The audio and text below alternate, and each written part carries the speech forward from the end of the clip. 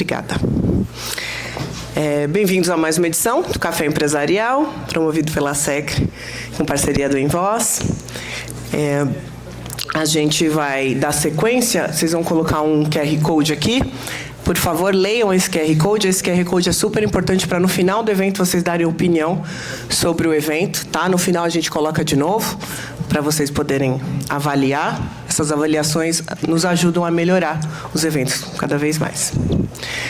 O evento está sendo filmado, fotografado e, posteriormente, vai ser liberado nas redes sociais. Quero agradecer a presença do nosso vereador Luiz Fernando Petit, da Prefeitura Municipal de São José dos Campos. Obrigado pela presença. Seja muito bem-vindo. Quero também agora chamar o palco. Gente, tecnologia com papel, né? Coisa feia, mas me desculpem. Vocês têm que lembrar que eu sou uma jovem senhora. Então, eu quero chamar o palco agora o Eduardo Piloto, representando a SECRE, e o Luiz Pascotto, representando o Invoz, para falar umas palavras iniciais. Vocês podem bater palma, tá, gente?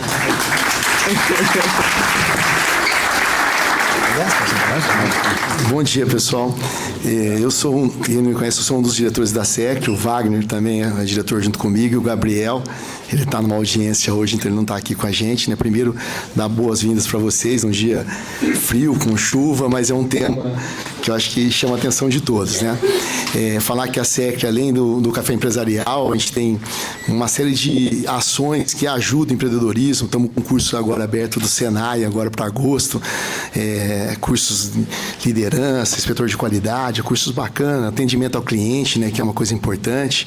A gente tem também, bem no começo aqui mostrou, a gente tem um transporte compartilhado que ajuda as empresas. Eu sou da empresa Tecal, por exemplo, eu estou na Centro Industrial, e uma parte dos nossos funcionários pega um transporte compartilhado com demais empresas e consegue chegar de uma maneira melhor na empresa, né? Temos também a parte de convênio médico, né? Um convênio médico compartilhado. Então, tem uma série de benefícios para você aproximar, né? E também esse network que a gente faz aqui. Então, esse evento é um evento que foi em cima de pesquisa, né? A gente percebe, né? A minha empresa é uma empresa de autopeças e eu fui num evento da Denso, que é um grande empresa japonesa, né? Uma das maiores sistemistas do mundo, e lá um dos temas é cibersegurança. Então, esse tipo que nós vamos discutir hoje aqui, acontece problema com empresas grandes, empresas de bilhões de faturamento, acontece ataques, mas a gente está verificando ultimamente também que empresas de menor porte, que às vezes não tem uma estrutura muito organizada, acaba sendo suscetível a isso. Então, é um tema muito importante. E falar da pesquisa é importante porque aqui em Voz nós somos juntos aqui nessa curadoria. O café anterior foi IA, o anterior foi NR1, para a gente sempre acertar no assunto que vocês estão precisando entender, e falar que sempre depois desses eventos, às vezes na Universidade da SECRE tem desdobramentos, tem coisas que acontecem posteriormente, tá bom? Obrigado a todos e um ótimo evento.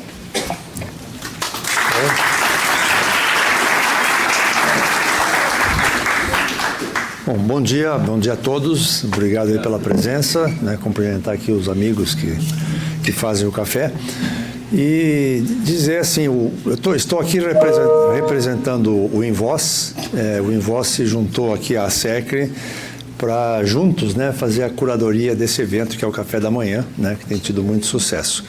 Queria só falar rapidamente para todos, né, o que é o Invoz, para quem está vindo aqui a primeira vez ou não conhece, né. O Invoz é uma associação que tem sede aqui em São José dos Campos.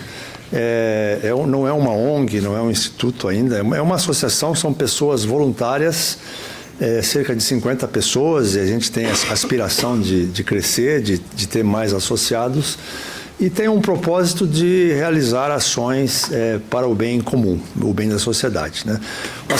Os associados são pessoas que são empreendedores, pessoas que foram ou são executivos, educadores, não é? Pessoas do setor público, não é? Que têm uma certa experiência já acumulada e querem doar, né, essa experiência para a construção de projetos para o bem comum, o bem da sociedade, não é?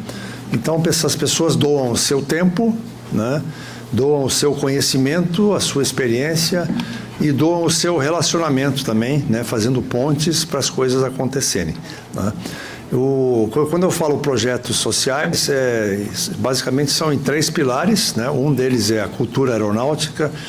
Todo mundo sabe aqui o capital que tem aqui intelectual de cultura aeronáutica em São José dos Campos, de conhecimento, e a preocupação é que isso se perpetue, né, para inspirar mais pessoas a se juntarem a isso, desenvolver talento para o futuro. Um segundo pilar de educação, né, e o Invoz faz anualmente um congresso de educação, acabou de ter um. E o terceiro pilar é empreendedorismo, né? E a razão que eu estou aqui, né? O empreendedorismo, nós como associados procuramos desenvolver ações que venham a estimular o empreendedorismo na região, né? Até no país, né? E para quem já é empreendedor, auxiliá-los a ter sucesso, né?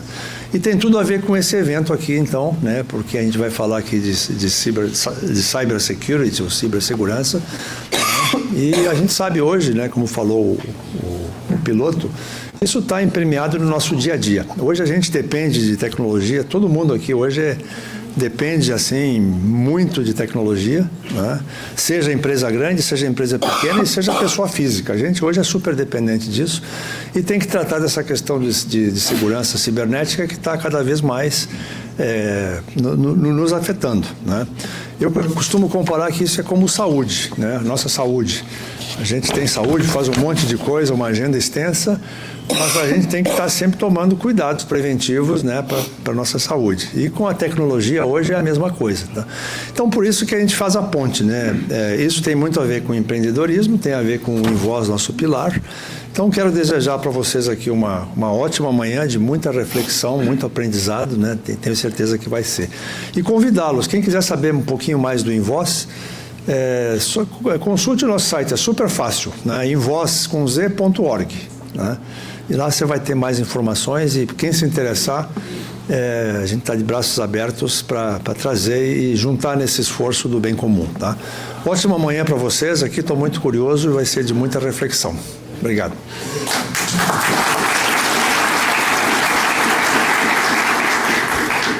Obrigada pelas palavras.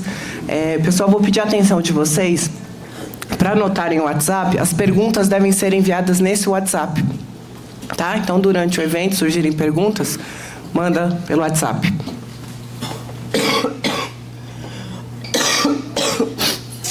Desculpa, a alérgica aqui veio ser o remédio da alergia hoje. Então, eles já deram uma introdução muito boa, né? Então, eu vou dar sequência aqui, brevemente, falando o seguinte, que hoje, né, o tema, a gente vai falar de cibersegurança. Então, hoje, a pergunta não é mais se as empresas vão sofrer um ataque, né, mas sim quando elas vão sofrer um ataque e se elas estarão preparadas ou não. Então, para ajudar a gente com esse tema hoje, eu vou chamar ao palco nossos 2 palestrantes. O primeiro deles tá só em ordem alfabética, tá, gente? Os 2 têm a mesma importância e vão dividir conhecimentos maravilhosos com a gente hoje. Então, quero chamar ao palco, por favor, Ayrton César Zombardi, administrador de redes, certificado em computação em nuvem, especializado em segurança da informação, com experiência em capacitação técnica e implementação de soluções digitais, seguras e escaláveis. Atua como instrutor de formação profissional 3 no Senai São Paulo, aqui na cidade de São José dos Campos. Seja muito bem-vindo, Ayrton. Bom dia a todos. Vou chamar agora também o Sandro Bernardes, diretor executivo, membro de conselho consultivo, cofundador e CEO da Bentec Limitada, especialista em estratégia digital, gestão de portfólio, transformação digital, analista de sistemas, bacharel em administração de empresas, mestre em economia empresarial, conselheiro certificado, ampla experiência anterior como executivo sênior em multinacionais, atuando como líder global de tecnologia, CEO regional e diretor executivo de negócios, atuando nos setores de tecnologia, telecomunicações e saúde, como a Johnson & Johnson, Endox, EDS, TOTS, em 4 continentes. Seja muito bem-vindo, Sandro.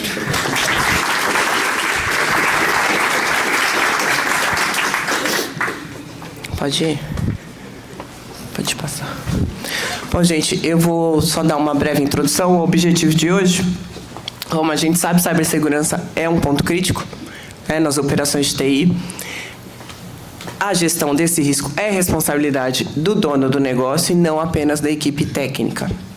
Então, o que é o objetivo de hoje? Vocês saírem daqui entendendo os conceitos, vocabulário mínimo que todo empresário precisa saber.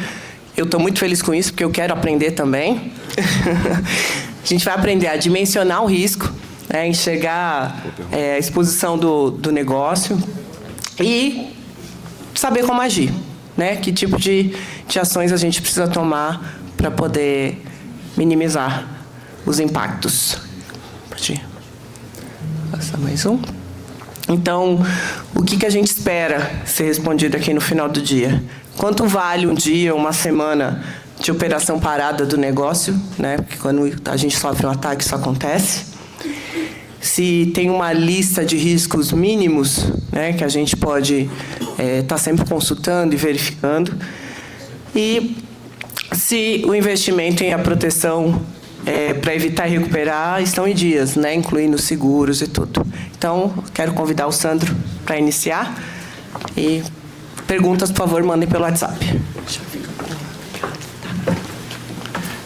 Bom, muito bom dia a todos. É um grande prazer estar aqui. Eu gostaria de agradecer imensamente a SECR e a Invoz pela oportunidade.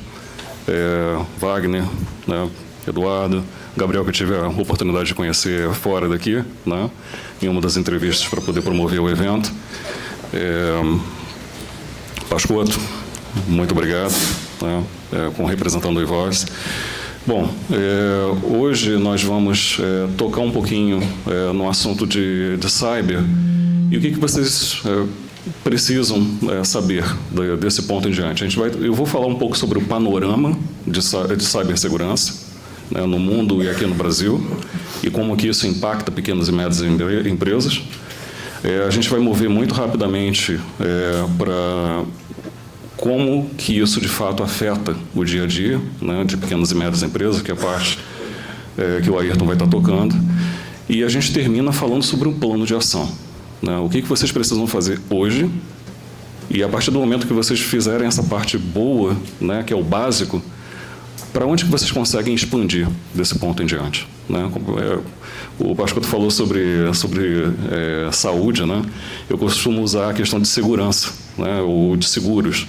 A gente, normalmente, na vida, vai melhorando os seguros ao longo do tempo, né? A maneira que a gente consegue ver um serviço melhor, né? A gente tem condições de pagar por aquilo. Então, como que a gente melhora os nossos seguros em relação às nossas operações, aí falando especificamente das empresas? Tudo bem? Bom, eu normalmente abro com os conceitos. Eu acho que é importante a gente entender qual é a base disso, né? Aqui no slide vocês vão estar vendo a questão de vazamento. E aí vazamento ele pode ser algo inesperado ou não planejado, não tem um criminoso por trás daquilo, né? Ou pode ser algo realmente com a intenção de roubar dados da empresa e causar danos. Então, a questão de vazamento ela pode ser tanto nessa viés de descuido, né, por não sabermos que alguma coisa poderia ser captada, e outra coisa é realmente a intencional, que aí vão ter outros efeitos que a gente vai comentar ao longo da apresentação.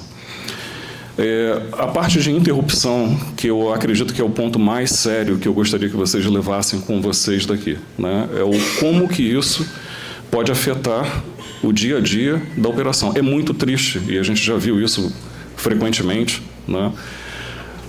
A empresa realmente perde a capacidade de operar. E quanto mais você tem essa exposição ao ambiente virtual, como o site de e-commerce, por exemplo, ou soluções de cloud, ou soluções de e-mail, mais fácil fica de você conseguir ter essa situação experimentada, o que não é adequado para ninguém, tá?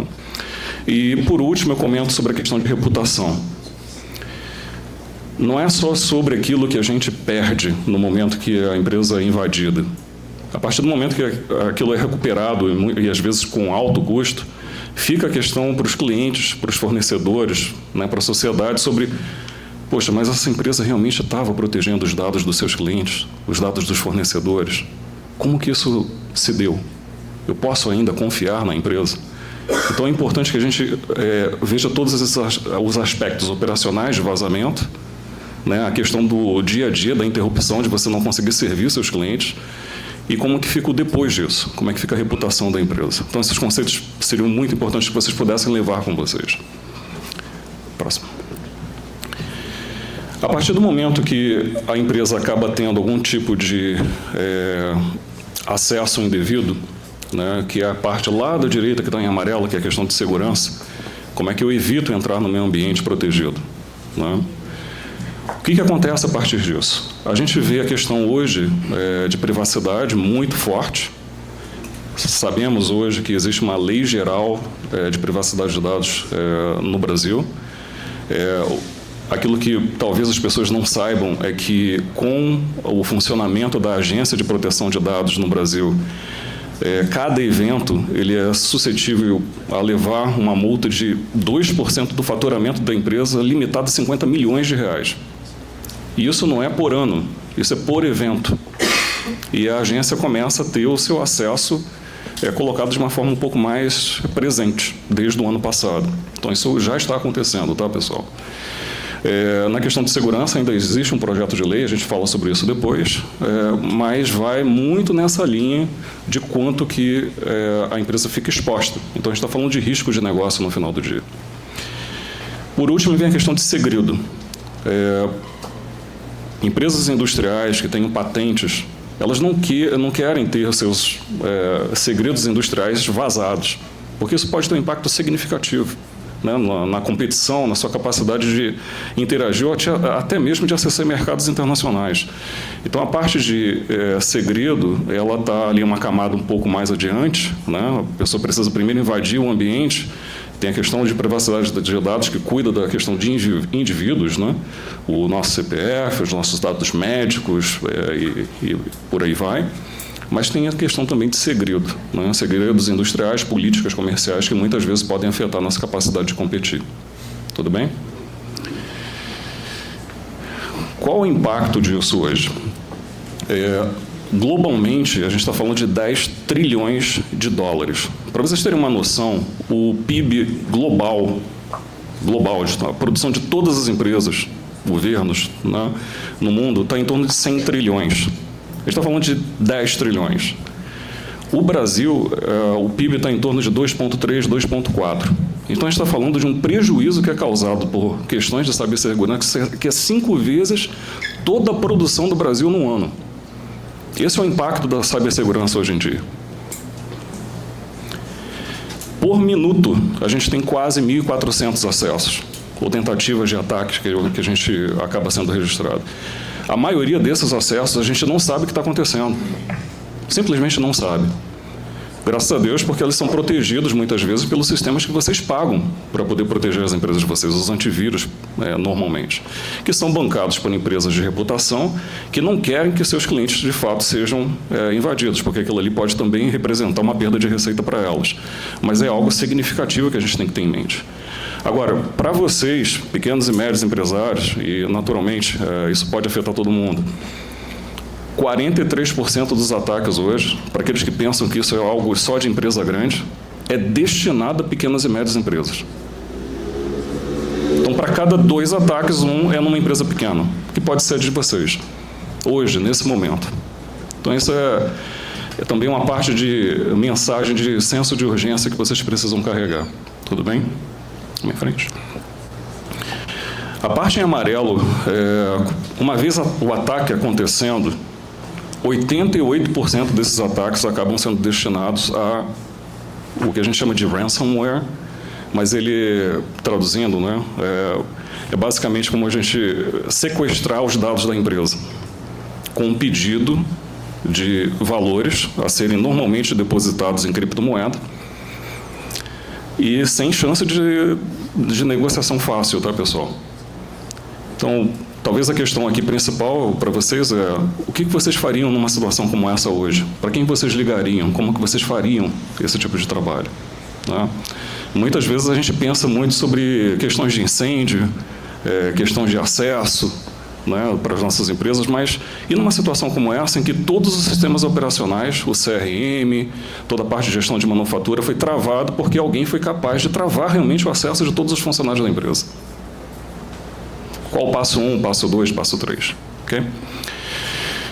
A maior parte dos problemas, curiosamente, a gente hoje tem os celulares com WhatsApp, com tudo, né? A gente consegue ter acesso dos nossos, através das nossas mãos, a gente consegue acessar todas as operações da empresa. Mas a grande parte desses acessos ainda seguem sendo feitos através de e-mails, o básico. E aí, novamente, a gente precisa ter os nossos softwares colocados de uma forma bem tranquila, né, de proteção, mas a gente precisa despertar o cuidado, a suspeita. Cada e-mail que chega para a gente, ainda mais com o advento de IA, eles estão cada vez mais personalizados. A chance da gente clicar e ser jogado por um site que a gente não tem a menor noção que está simplesmente plantando algo dentro dos nossos computadores que podem fazer com que a gente tenha a questão de interrupção da operação, a gente não consegue ter muita noção de que isso está acontecendo. Isso está acontecendo com uma velocidade muito grande, né? Então, advento de IA é importante? Ele acelera o processo, ele personaliza o processo e faz com que cada vez mais a gente tenha a capacidade de conseguir ter essa invasão colocada lá para a gente. Tá bem? Eu só queria também, aqui no slide, o básico está ali, mas eu queria chamar a atenção, e o Ayrton vai tocar um pouco nesse assunto. Desconfiem do que recebam, desconfiem das redes de que vocês estejam acessando. Pode parecer que a gente está acessando até na casa de um parente, está tudo certo. Aquele roteador, o roteador que a gente tem das operadoras de telecomunicações, se eles não forem atualizados com frequência, eles também são portas de entrada para acesso e monitoramento indevido. Então, até isso a gente precisa cuidar, né? Muitas vezes a gente fala de antivírus, mas a gente não cuida, né, dos outros equipamentos que formam a rede, mesmo as redes que a gente tem dentro de casa. Tá?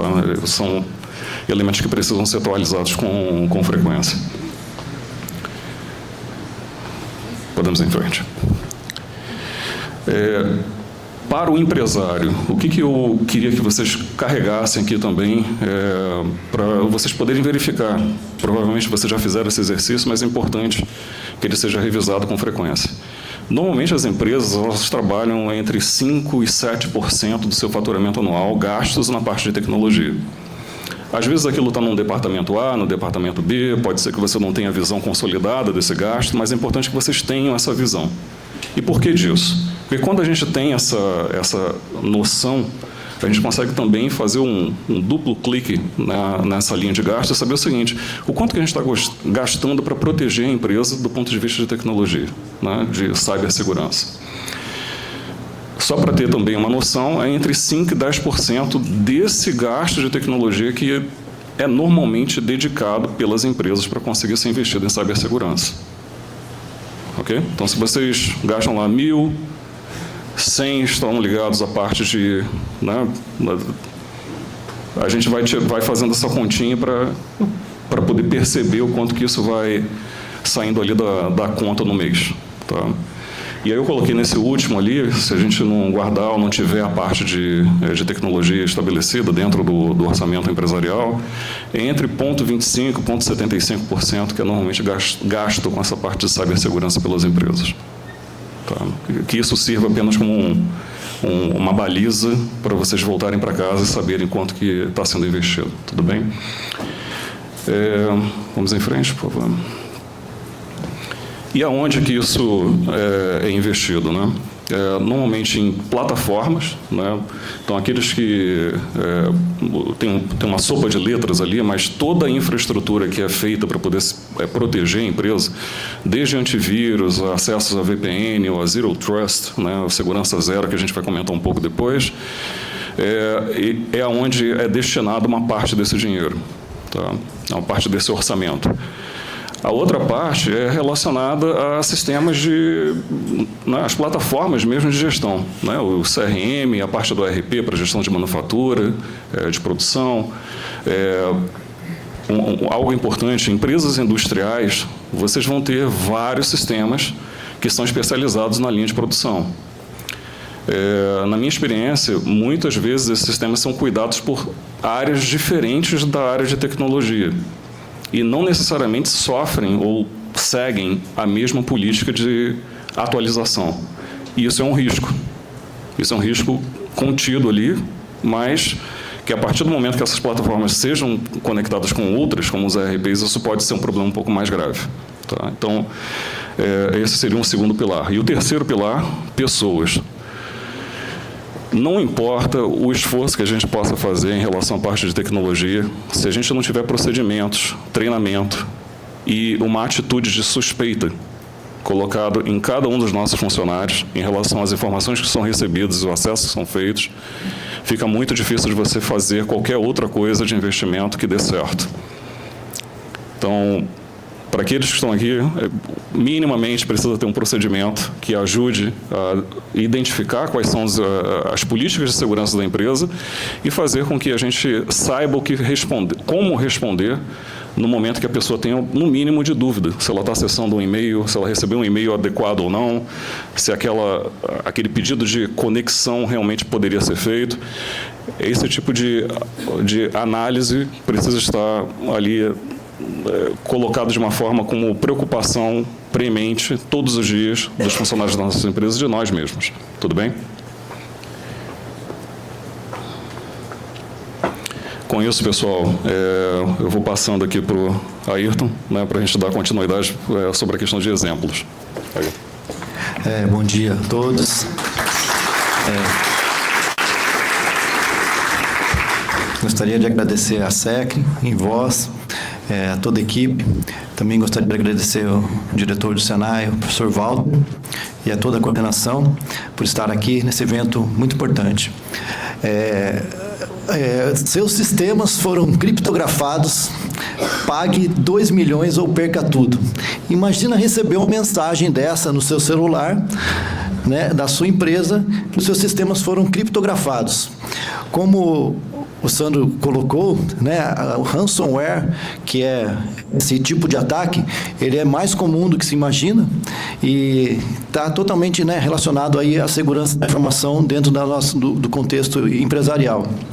Pode passar, por favor.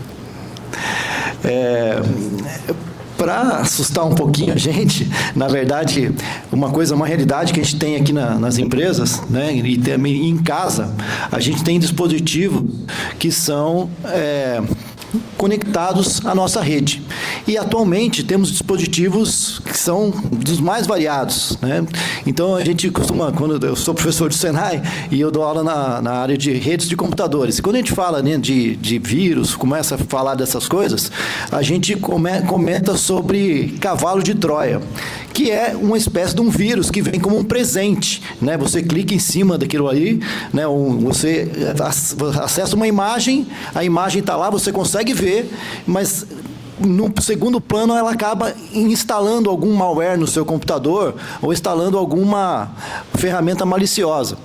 E hoje, né, a gente tem aí, com a tecnologia mais moderna, nós temos aí os dispositivos IoT, que são os novos cavalos de Troia, que a gente pode dizer. Que vocês já alguém deve ter aqui um aspirador de pó robô, não tem? Que é muito legal, eu acho muito legal esse aspirador de pó, ele tem várias funcionalidades. Mas ele pode ser conectado na sua rede, né? E ele geralmente não é um dispositivo, na maioria dos dispositivos IoT, eles não foram projetados para segurança. A ideia é que eles sejam fáceis de instalar, né, e sejam práticos de você utilizar.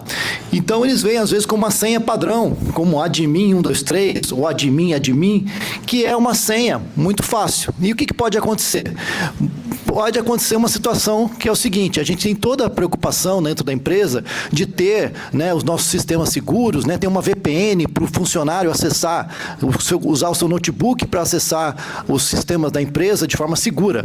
Mas imagina a seguinte situação: você coloca um computador dentro da sua casa, né, vai trabalhar home office, você tem um computador que está, né, seguro, teoricamente conectado a uma VPN, e você coloca um dispositivo IoT que teoricamente não tem segurança, e você coloca dentro da sua rede. Isso vai acontecer o seguinte: hoje você tem ataques em massa com inteligência artificial que conseguem invadir rapidamente um sistema desse, um aspirador. E ele estando na sua rede, ele pode comprometer a segurança, inclusive do computador que estiver conectado lá.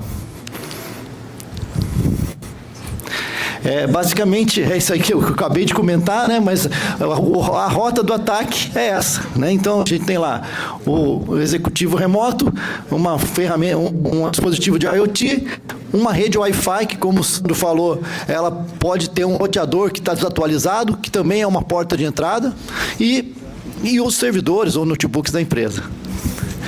Pode passar? Nós temos, né, agora a gente teve há um tempo atrás, não, acho que um mês atrás, não foi isso? A gente teve um tipo de ataque que foi uma quebra de credenciais, que permitiu com que a gente teve vários mensagens, né, da Defesa Civil, vocês já viram isso, né? Receberam mensagens com misantropia. Já ouviram falar disso? Misantropia, eu também não sabia o que era. Aí eu descobri que misantropia é o oposto de filantropia, ou seja, misantropia é a aversão à humanidade. E nós recebemos, né, mensagens aí do Defesa Civil com com a invasão alienígena, esse tipo de coisa. E aconteceu isso justamente por quê? Porque aconteceu uma quebra de credencial de dados que foram vazados na internet, né, dados que já tinham sido vazados. Os hackers conseguiram pegar esses dados e usaram esses dados que eram senhas simples, né, CPFs como senha, e usaram para invadir sistemas da Defesa Civil e mandar essas mensagens de forma não autorizada. Aqui, pessoal, nesse slide, tem um tipo de ataque que é muito comum, que pode acontecer em qualquer lugar. Normalmente, no Senai, a gente faz, né, quando tem o Mundo Senai, que é uma espécie de uma visita, né, que o pessoal faz ao Senai, a gente mostra alguns tipos de ataque. Um deles, que a gente simulou atualmente, é esse aqui. Esse daqui é um ataque de quebra de credenciais. Aqui desse lado, você tem várias redes sem fio, né? E uma delas é uma rede falsa. É uma rede de um aeroporto, por exemplo. Quando você se conecta a uma rede dessa, que é muito comum você, né, ter uma rede aberta, ele vai abrir uma tela de autenticação parecida com essa daqui, ó. E essa telinha, o que dá vontade de fazer quando você vê uma telinha dessa aqui? Digitar, né, o seu usuário, sua senha do Google, que é um ato comum que a gente costuma fazer. Quando você faz isso numa rede falsa dessa, um atacante pode, no tempo real, pegar o seu nome de usuário e a sua senha. O que um atacante, com o seu usuário e sua senha, ele pode fazer? Por exemplo, se ele pegar suas credenciais do Google, o que dá para fazer? Ele pode entrar na sua rede, né? Ele consegue ver o seu e-mail, por exemplo, ele consegue fazer várias coisas. Só que tem uma ferramenta que pode ajudar a gente a minimizar isso. Obrigado. Opa, obrigado. Bom, pessoal, que é a autenticação em 2 fatores. Autenticação em 2 fatores é aquela chamada MFA, Multifactor Authentication, que 60% das pessoas ignoram o MFA.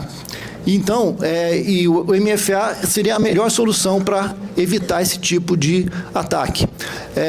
Quando a gente usa o MFA, que é aquela autenticação em 2 fatores, você reduz em muito a chance de um ataque. Inclusive, esse que a gente comentou aí sobre o Defesa Civil, ele poderia ter sido evitado com o MFA.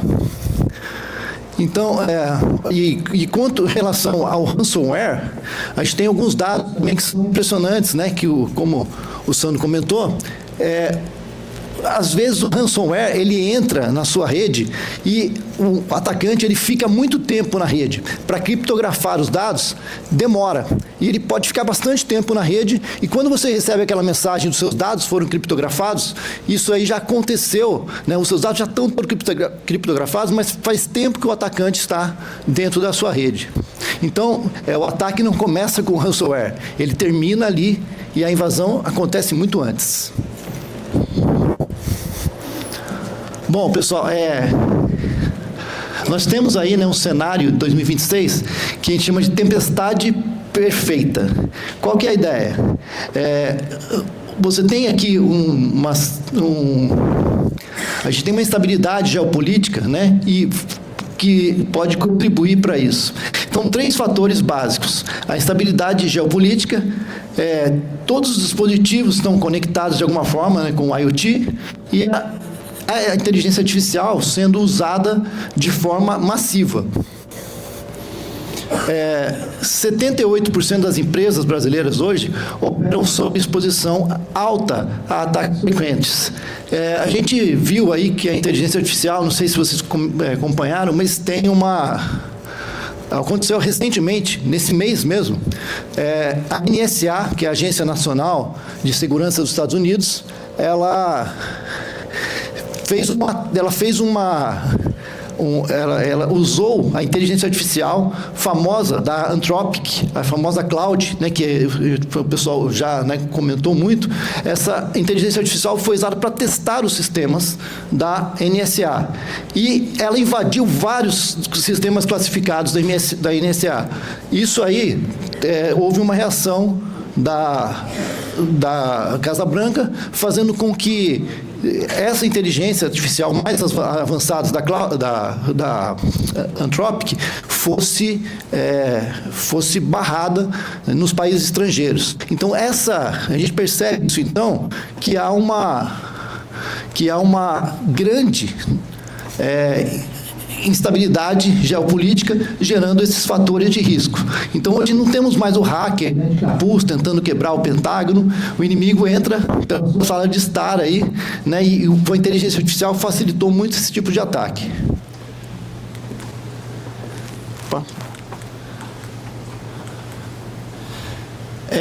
Alguns mitos, né, a serem derrubados. O antivírus resolve tudo. O antivírus, na verdade, ele não consegue resolver ele é inútil contra ataques de zero day e engenharia social. Ataques de zero day o antivírus normalmente ele funciona em cima de assinaturas de vírus, né? Ou seja, ele tem uma base de dados onde ele consegue identificar o que é um vírus no seu computador a partir dessa base de dados, que chama assinatura de vírus. Só que ele não consegue, por exemplo, ele não consegue, por exemplo, bloquear um ataque de zero day, que esses vírus, quando eles são descobertos, eles podem ter um tempo até o fabricante conseguir desenvolver uma vacina para esse vírus. E aí, então, nesse tempo, que esse gapzinho de tempo, o ataque pode acontecer nesse tempo, que a gente chama de ataque de zero day. Outra coisa que o antivírus não consegue resolver é sobre engenharia social. Alguém já ouviu falar disso? Esse termo, engenharia social, ele é um termo, né, social engineering, é até bonito, né, mas é um termo bonito para uma coisa que é feia. Na verdade, o termo engenharia social é para enganar o usuário. Então, ou seja, você tem ferramentas, né, que você pode utilizar, tem vários sistemas operacionais que tem ferramentas de segurança que podem ser usadas para, por exemplo, clonar um site, ou então mandar e-mails, né, mandar informações falsas, né, clonar um site e direcionar alguém para um site falso, coisa do tipo. A engenharia social, ela é muito utilizada, né, e hoje em dia ela acaba sendo uma das maiores causas de ataques, de invasão. Por exemplo, a engenharia social não precisa, por exemplo, de você usar uma ferramenta para isso. Alguém liga por exemplo, para alguma pessoa da empresa e se identifica como alguém da chefia, ou então se identifica com alguém de TI e faz com que a pessoa consiga passar uma informação não autorizada para essa pessoa. Outro mito a ser derrubado sou pequeno demais para ser alvo. As pequenas e médias empresas, elas podem ser caixas eletrônicos do cybercrime, como o Sandro falou. Quando você tem um ataque de ransomware, essas empresas realmente elas pagam muito rápido, porque ter os seus processos bloqueados e parados causa um prejuízo muito grande. E às vezes a pequena empresa pode ser um caixa eletrônico do cybercrime pela facilidade com que elas são invadidas, pelos sistemas às vezes menos preocupados, né, de ter ataque, achar que é muito pequeno, né, a empresa é pequena demais para ser um alvo. Outros, né, a maioria dos casos também de ataque, você tem lá a senha, minha senha é forte. Eu sei que vocês, né, no caso de vocês, aí, ninguém usa a mesma senha para duas coisas, não é verdade? Ninguém usa, né? Então, só para 2, 3, né?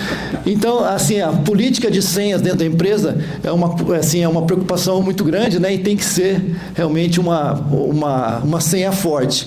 E aí tem, né, toda na política de segurança dentro da empresa, deve ter, né, uma política que contemple as senhas também. Muito bem.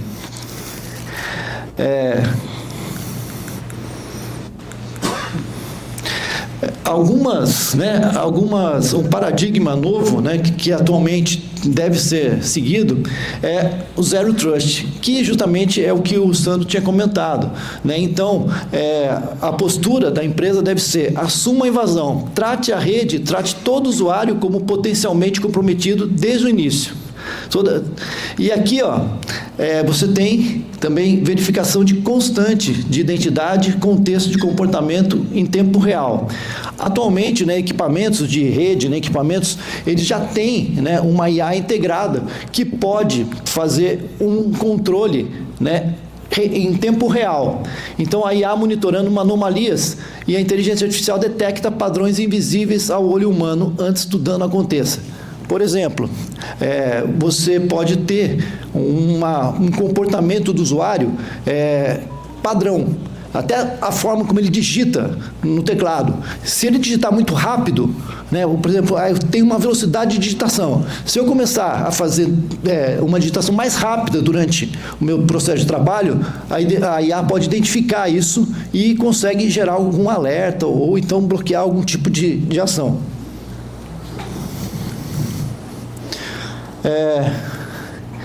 Com relação às ações, né, que a gente pode tomar nas empresas para reduzir isso aí, a gente tem lá a primeira coisa. Isso aqui é a base, né, Sandro? Então, a gente tem lá MFA obrigatório em tudo, que é, né, aquela autenticação em 2 fatores que a gente utiliza, que é aquela quando você acessa um dispositivo, qualquer um que seja, no e-mail, qualquer coisa, você tem lá que ter uma autenticação em 2 fatores. Além de colocar usuário e senha, tem que chegar alguma coisa no seu celular mostrando, né, que é você mesmo.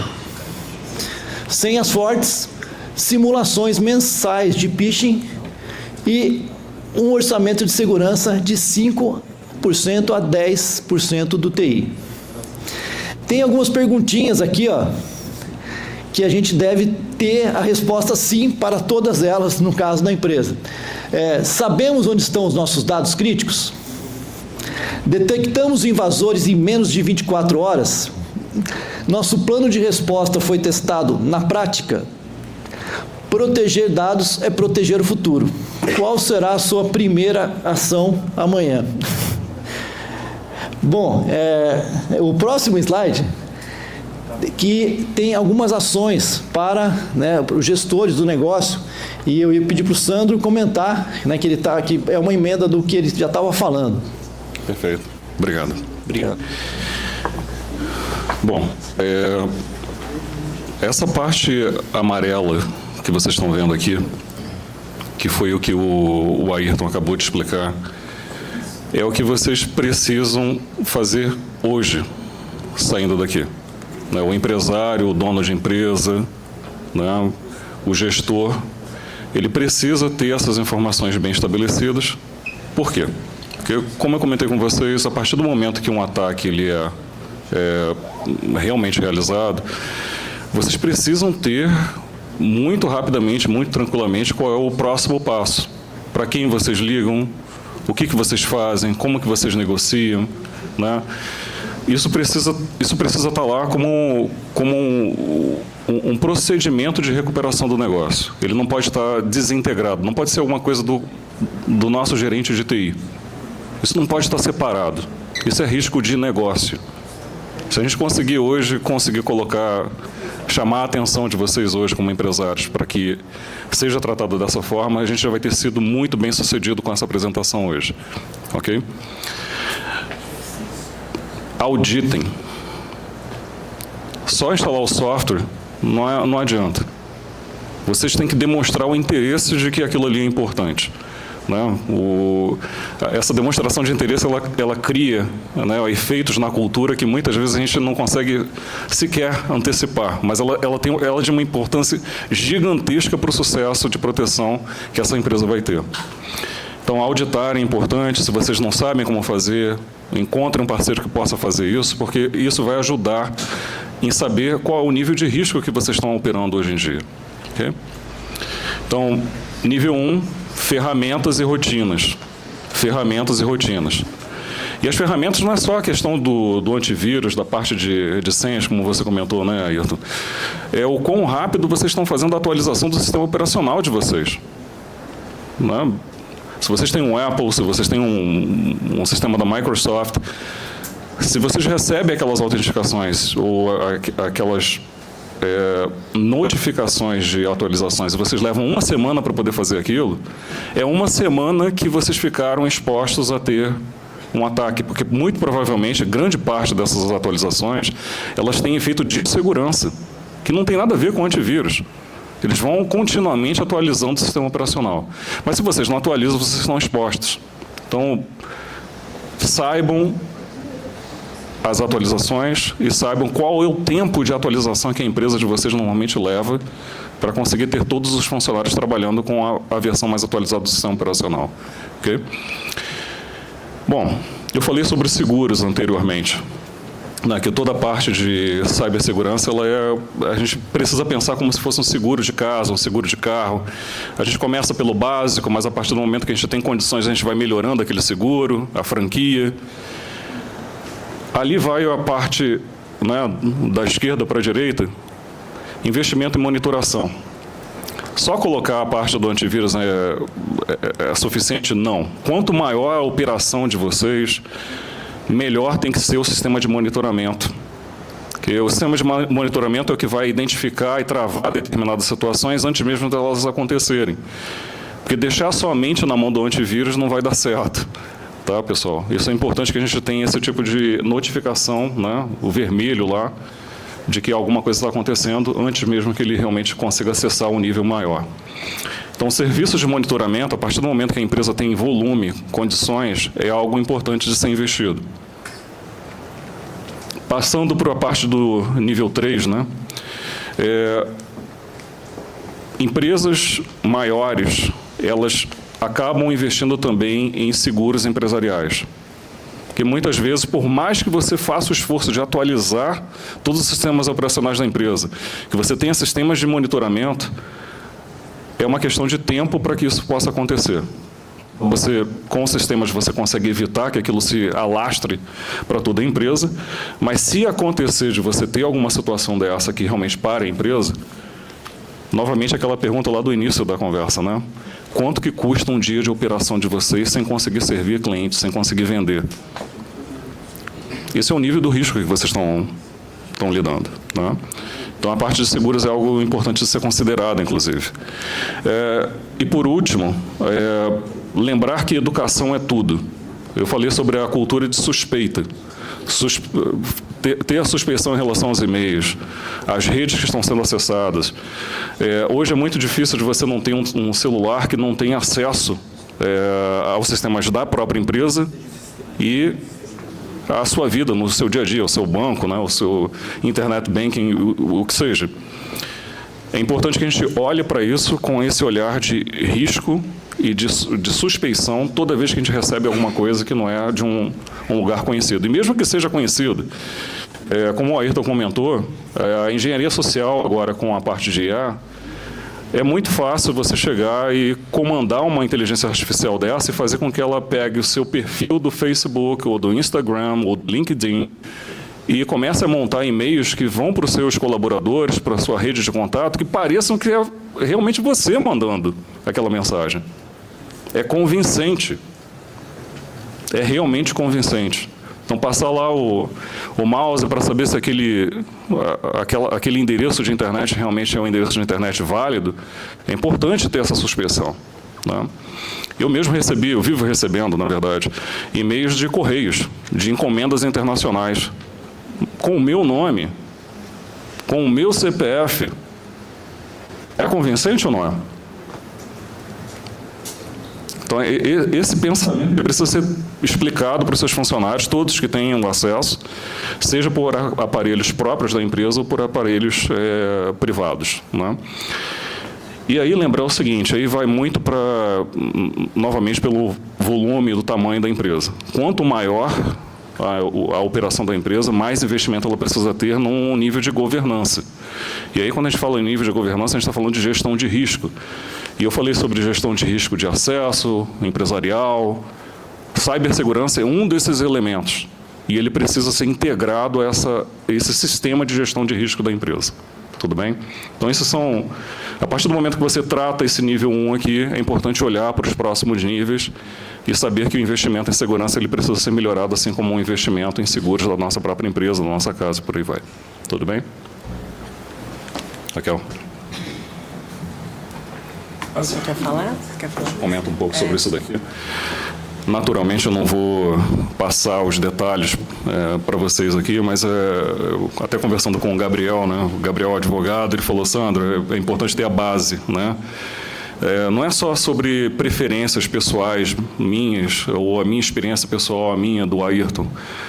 A gente está falando que hoje o arcabouço legal ele tem aumentado, melhorado e aumentado, mas com isso também as obrigações das empresas, tá?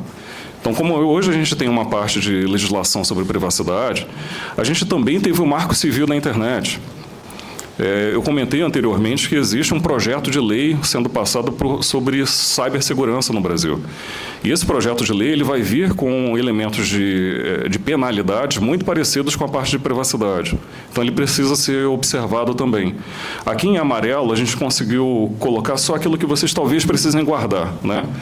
Primeiro, pequenas e médias empresas, desde que não lidem com dados extremamente sensíveis, elas não são obrigadas necessariamente a ter uma estrutura de privacidade de dados. Tá? Isso é uma resolução que foi colocada ali já em 2022. Mas se a sua empresa lida com dados médicos, né, de pacientes, dados sensíveis, essa liberação já não se aplica. Então, é importante que cada um de vocês saibam qual é o nível de privacidade de dados que são manipulados pela empresa para poder saber qual é o nível também de procedimentos que precisam ser revisados. Okay? E aí entra a parte também de controles. Não sei se você quer comentar, Ayrton. Pessoal, eu acabei... Tem um slide aqui, ó, que eu acabei, que justamente ele fala sobre esses controles, né? Mas a ideia é que eu estava falando lá que a engenharia social é muito comum, né? Você acabar, a maioria das quebras de sigilo pode acontecer pela engenharia social. E uma das coisas que pode, né, e protege contra isso é justamente os controles que são baseados na família de normativas da ISO 27000, que é uma família de normativas que são relativas à segurança.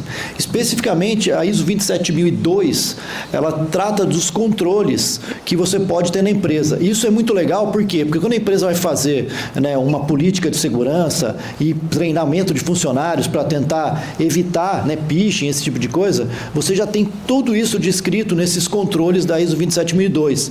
Então, assim, é uma ferramenta muito prática para quem vai implementar uma política de segurança dentro da empresa.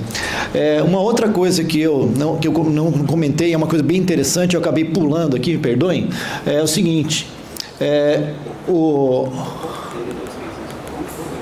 tem um conceito hoje que a criptografia que a gente usa no dia a dia, a gente pensa em criptografia de forma... a gente tem os dados criptografados, a gente tem VPNs, né, entre as nossos computadores pessoais e os sistemas da empresa, e geralmente esses dados ficam realmente seguros com a criptografia que a gente tem hoje. Porém, o que acontece? Esses roubos de dados que acontecem, às vezes você ouve falar, né, vazou dado do Facebook, vazou dado não sei da onde, e aí a empresa vem falando, olha, fique tranquilo que os dados estão criptografados. Você pode ficar tranquilo? A princípio pode, mas hoje tem uma coisa muito atual nesse cenário, que é o avanço da computação quântica, que eu não tinha falado, aquela hora eu pulei o slide, tá? Mas é o seguinte, a computação quântica, ela é uma tendência, né? O computador quântico, ele é capaz de decriptar, né, o tipo de algoritmos hoje usados. Daqui a um tempo, a computação quântica não chegou nesse ponto ainda, mas está muito próximo de conseguir decriptar os algoritmos mais comuns usados para a criptografia hoje e que garantem a segurança nas transações, em todas as situações. Então, inclusive o Senai, ele tem lá em São Caetano, uma arena cyber, onde tem já estudos, né? Tem um computador quântico lá e tem vários estudos relacionados à computação quântica e como que esse vai trazer esse impacto. Qual que é o cenário? Hoje, esses dados, eles podem não ser vulneráveis, mas com a computação quântica, o computador quântico, ele não trabalha com bits, ele trabalha com qubits. E esses qubits, com essa tecnologia, é possível decriptar uma coisa que demoraria anos para um computador normal fazer, o computador quântico consegue fazer em 15 minutos. Ou seja, é a mesma coisa que, por exemplo, um assaltante de banco vai lá, rouba um banco e rouba o cofre inteiro. Ele não consegue abrir o cofre, mas ele sabe que daqui a 10 anos vai ter um maçarico que vão inventar que vai abrir aquele cofre. Então, é mais ou menos essa ideia. Então, a computação quântica, ela é uma realidade, tá? E já existem vários, né? Assim, por exemplo, se você vazou dado da sua empresa e esses dados estão criptografados, ainda corre o risco desses dados serem, mais tarde, conseguirem acesso a esses dados. Ok? Bom, é isso que eu queria falar. Agradeço muito ao Sandro, né, a equipe toda, e a gente abre perguntas? Sim, ainda não acabou. Calma. Tá bom. Antes da gente abrir para as perguntas, eu vou pedir a ajuda da Bianca para a gente colocar de volta o WhatsApp, para vocês mandarem mais perguntas. A gente já tem algumas, mas enquanto vocês mandam mais perguntas, eu vou chamar aqui ao palco o Wagner Siqueira, nosso patrocinador master da empresa do Alces, para ter uma fala aqui. Tá? Obrigada.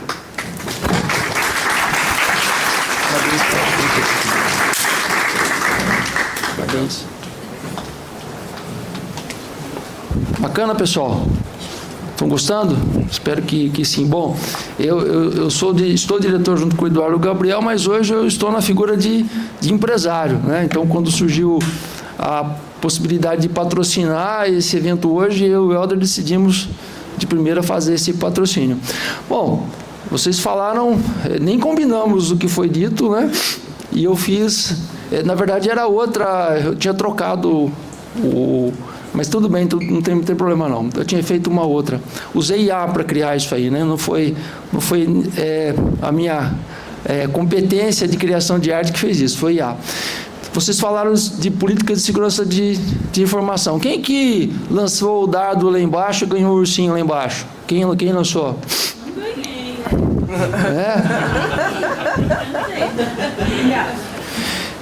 É assim que funciona na vida real, né? Os criminosos, que nem sempre são grandes cientistas, são grandes engenheiros, eles fazem tentativas de ataque. De acordo com a vulnerabilidade da sua empresa, você vai sofrer esse ataque e vai ter o dado roubado de alguma forma. Então, de forma simples, eu tentei simplificar ao máximo, você precisa ter algumas ferramentas de proteção. Então, a política de segurança de informação é o que baliza tudo. Não adianta realmente contratar uma ferramenta antivírus se eu não tiver bem desenhado o que eu quero fazer, né? Depois, eu preciso ter uma ferramenta de e-mail corporativo. Não adianta eu ficar usando esses serviços de e-mail gratuitos ou outros pagos, mas que não têm tecnologias avançadas de controle. Quando se fala de ferramenta corporativa, eu estou falando de ferramenta em classe mundial. Então, eu estou falando aqui de Microsoft 365. É a mesma solução que o Eduardo usa, com certeza hoje, que a Embraer usa e tantas outras companhias usam, porque ali dentro existem ferramentas dentro das plataformas, dentro do 365, que vai mitigar o risco. Eu não estou falando de cessar risco, tá, gente? Não existe cessar risco. Estou falando de mitigar risco. Depois, um antivírus corporativo essencial. Existe, por exemplo, o Trend Micro, que é a solução que nós representamos, ele tem, sim, soluções que ele pega a engenharia social. Então, por exemplo, se clica lá no e-mail e vai tentar mandar para um link que tem risco, a própria Trend, a própria plataforma vai negar esse acesso e vai aparecer na página web que aquele site é um site falso. Eu posso também, dentro da Trend, classificar sites que eu não quero que acesse. Então, por exemplo, site de pornografia. Eu clico lá e todo o meu grupo de usuários que tem essa ferramenta instalada, ele não vai conseguir acessar. E uma série de... Eu não vou falar de todos os recursos da ferramenta. No nosso cartão tem o nosso QR Code e nós estamos oferecendo gratuitamente por 30 dias o uso do Trend. Não é uma amostra grátis, é a ferramenta funcionando na sua plenitude. Tá? Então, 30 dias até 20 usuários, Helder, que pode usar. 25 usuários. Existem dois produtos, o Trend, que é só a parte de a introdução de antivírus, e tem uma outra ferramenta da Trend que também filtra e-mail. Então, antes do e-mail chegar na caixa da própria Microsoft, vai passar pelos servidores da Trend e depois entrega essa mensagem. Quem é a Trend Micro? É uma empresa que surgiu em 2000. Quem aqui já ouviu falar do antivírus PC-Selim? Só os mais antigos vão lembrar, provavelmente. Né?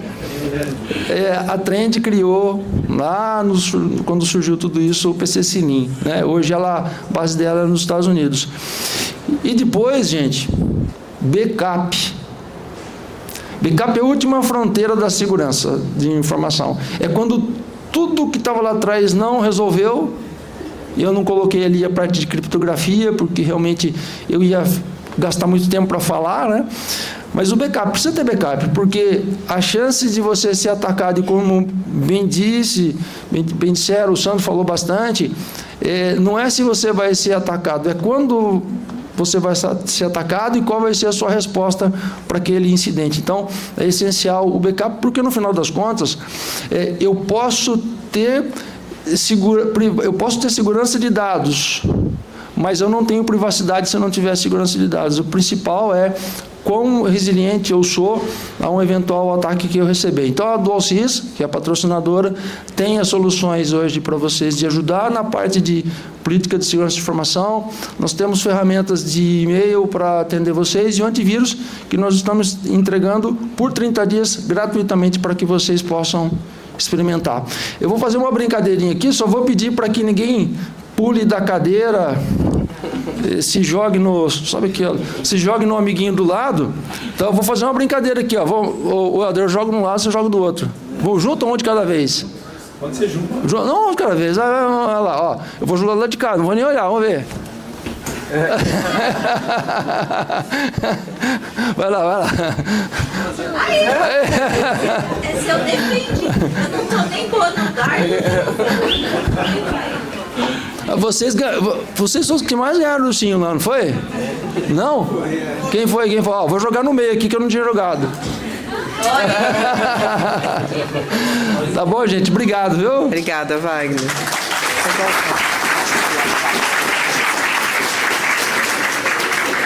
Pessoal, de novo o WhatsApp vai ficar aqui para as perguntas. Obrigada, Wagner. Obrigada a todo mundo. Vou começar com as perguntas que a gente já recebeu. Continue enviando as perguntas. O WhatsApp está aí, vai ficar aí na tela. Então, a primeira pergunta é do Rodrigo Fernandes. Obrigada, Rodrigo. Rodrigo, se você puder levantar a mão para eu saber quem você é. Obrigada. A pergunta do Rodrigo é o seguinte: como descobrir se temos ataques ransomware? acontecendo dado que a latência é de 11 meses na média. É possível descobrir? E se a gente descobrir, como é que a gente faz para parar? Ótima pergunta, Rodrigo, também queria saber. Bom, Rodrigo, é o seguinte, os meios que a gente tem hoje, né, de detecção, você tem IDS, né, e tem várias ferramentas de monitoramento e conseguem detectar anomalias. Alguns equipamentos mais recentes, né, assim como firewalls de última geração, eles conseguem identificar anomalias na rede de forma que, assim, aquela ideia que eu falei, né, alguma coisa que costuma acontecer naturalmente, por exemplo, acesso a determinado arquivo de log. Às vezes você tem lá, você acessa os logs e você verifica arquivos de log são arquivos de registros, né? Você verifica algo que não acontece naturalmente, não acontece comumente acontecendo. E aí você pode identificar que pode ter, né, algum acesso não autorizado acontecendo na sua rede. Normalmente, quando acontece, por exemplo, a pessoa ganha um acesso não autorizado, ela pode, né, ela pode ficar, apagar rastros também, né, e tem ferramentas que já conseguem identificar isso. Os firewalls de última geração conseguem, né, os IDS também, que já são embutidos nesses firewalls. IDS seria sistemas de detecção de intruso, tá? Você respondia a pergunta? Acho que Sandro quer complementar? Havendo as ferramentas de monitoramento, né? Ótimo. Não havendo, você vai descobrir da pior forma possível. Então, é por isso que eu falei sobre a questão de seguro. É importante você fazer a primeira camada, mas a partir do momento que a sua empresa tem as condições de investir numa segunda camada de proteção, é importante que isso exista. Porque é realmente muito triste ver a empresa sem conseguir fazer um registro de venda ou processar a entrega, porque normalmente como isso vai acabar sendo manifestado a partir do momento que toda a parte de infraestrutura foi criptografada. Tá? Eu vou emendar com a pergunta do Fernando, tá? Que acho que liga aí, que é o seguinte, tá? E aí a gente tem que pagar? Como é que a gente faz para reverter essa situação? Paga, chora? Bom, o que a gente faz? É por isso que isso precisa ser pensado com antecipação, né? Se você tem sistemas de backup que sejam colocados de uma forma segura... Desculpa, quem foi que fez a pergunta? O Fernando Petit. Foi o Fernando. Se você já tem ferramentas de uma rotina de backup bem feita e que esteja desacoplada do seu ambiente de produção normal, a barganha que esses criminosos vai ter é muito pequena. Porque você pode, dependendo do seu nível de resposta, dizer o seguinte: eu não vou pagar nada, você aciona o seu gerente de TI e começa a fazer a recuperação do backup o mais rapidamente possível, sabendo que isso pode levar minutos a horas, né?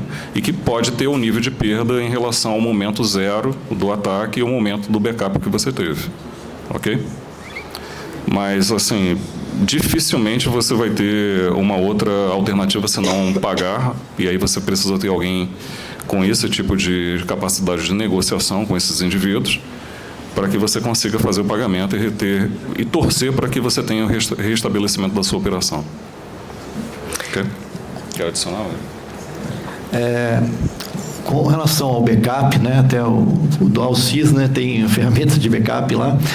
O backup, ele geralmente as opções do backup, eles devem ficar num local que, de preferência, não no mesmo local, né, onde estão os servidores da empresa. Que isso aí garante, né, uma segurança maior, né, no caso de um ataque de ransomware. Obrigada.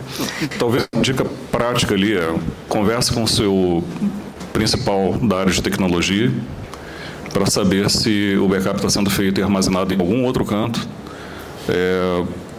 para que numa situação de recuperação você tenha a segurança de que ele já não foi contaminado também. Ok?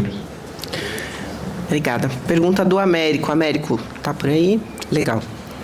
Quais as ferramentas necessárias para quem está começando ou migrando para a área de cybersecurity, além da ISO 27001? Bom, cybersecurity é uma área bastante abrangente, né? Mas assim, tem muitas coisas que você deve saber, né? Para quem está querendo migrar para a área de cibersegurança, uma das coisas importantes é conhecer bem sistemas operacionais, né? Conhecer o Linux, né? O Windows, sabe, ter um conhecimento avançado em controle desses sistemas, né? Que são os sistemas mais utilizados. O Linux, no caso, para servidores, e no Windows, no caso, para desktops e também servidores.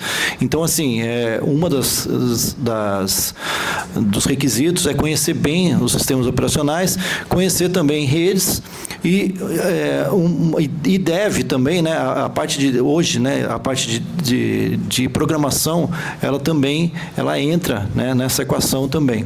Então, algumas sugestões aqui, né, tem um sistema operacional que chama Kali, que na verdade é um baseado em Linux, né? E ele tem várias ferramentas de segurança. E essas ferramentas, né, elas são usadas para fazer aqueles testes, pen testes, né, que são usados para testar a segurança de uma empresa, por exemplo. Então, quem, né, tem interesse em ir para essa área, pode começar, né, estudando essas coisas. Existem vários sites na internet também, a gente chama de CTF, que inclusive são uma das, na modalidade de cibersegurança, no caso das Olimpíadas do Conhecimento no Senai, e o CTF é uma das provas que são feitas, que são desafios, né, que envolvem acessos a sistemas, e aí nesses desafios você consegue entender como funciona todo o processo, né, de conexão com os computadores, né, como você decripta um arquivo, esse tipo de coisa. Isso é bem legal, né? Assim, quem está entrando na área de segurança, conhecer, né, esses sites de CTF. Um deles é bastante famoso, chama Hack the Box. Obrigada. Eu vou fazer uma pergunta aqui do Pascotto, e aí eu volto para as perguntas de IA, que tem muita pergunta sobre IA, tá? Hoje, né, a gente tem muitas senhas, senhas em vários lugares, e a gente quase não repete, né, gente, as senhas. Então, que dica ou boa prática vocês podem, né, dar para a gente gerenciar tantas senhas assim de forma segura e prática, para a gente poder lembrar, né? Tem que lembrar que, né, a jovem senhora aqui também não lembra muitas coisas. Então, como é que vocês ajudam a gente? Qual a dica? Como indivíduos e como empresa, vou separar a minha resposta. E eu vou falar sobre o meu uso, né? Eu uso o Apple e utilizo a ferramenta de proteção de senhas da Apple, tá? E curiosamente, conversando com um amigo que é da área também, ele falou: mas Sandro, seria muito legal que você pudesse usar uma outra ferramenta para proteção de senha, o que também é válido. Só que ele comentou comigo, uma dessas ferramentas também foi invadida. Exato. Então, assim, a minha premissa tenham qualquer ferramenta de proteção de senha e de geração de senha, eu acho que é importante ter.